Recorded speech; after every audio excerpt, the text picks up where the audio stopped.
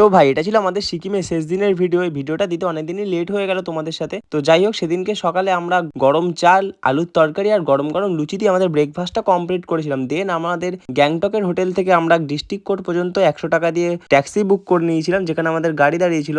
তারপরে গিয়ে আমাদের সেখানে বড় গাড়ি ব্লোরোতে উঠে পড়েছিলাম, আর উঠেই সেদিনের জন্য রওনা দিয়েছিলাম আমরা নাথুলা পাস, ছাঙ্গু লেক, বাবা মন্দির এইগুলোর উদ্দেশ্যে। যাই হোক, মাঝখানে আমরা একটা ব্রেকে নিয়েছিলাম, যে জায়গাটার নাম তো আমার মনে নেই। জায়গাটা খুবই সুন্দর ছিল, পুরো মনে ছিল না মেঘের মধ্যে দাঁড়িয়ে আছি। যাই হোক, তারপরে এখানে কিছুক্ষণ ব্রেক নেওয়ার পরে আবার আমরা বেরিয়ে পড়েছিলাম। আর এই যে এই রাস্তাটা দেখছো, এটা হলো নাথুলা পাস যাওয়ার রাস্তা। এটা পুরো বর্ডার সংলগ্ন এরিয়া ছিল, তাই জন্য এখানে ভিডিও করা বা ফটো তোলা একদমই অ্যালাউ ছিল না। যেটুকুনি আর কি ভিডিও করা গেছিলো তোমাদের সামনে তুলে ধরলাম। তারপরে আমরা বেশ কিছুক্ষণ জার্নি করার পরে চলে এসেছিলাম নাথুলা পাসে।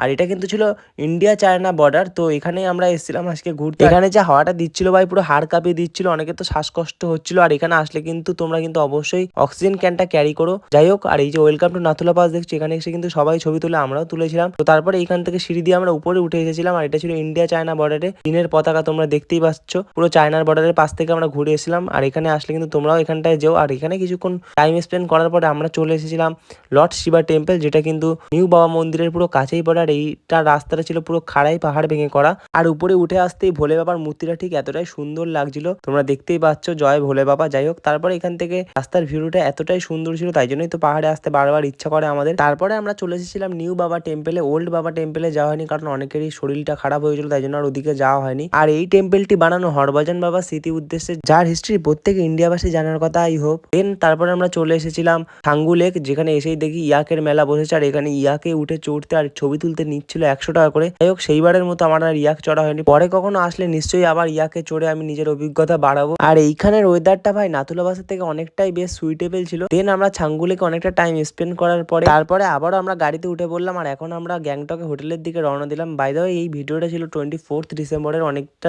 দিনই লেট হয়ে গেল তোমাদের সাথে শেয়ার করতে। যাই হোক, ভিডিওটা কেমন লাগলো অবশ্যই কমেন্ট করে জানিয়ে। চলো টাটা, দেখা হচ্ছে নেক্সট ভিডিওতে। বাই, ততক্ষণ সবাই ভালো থেকো।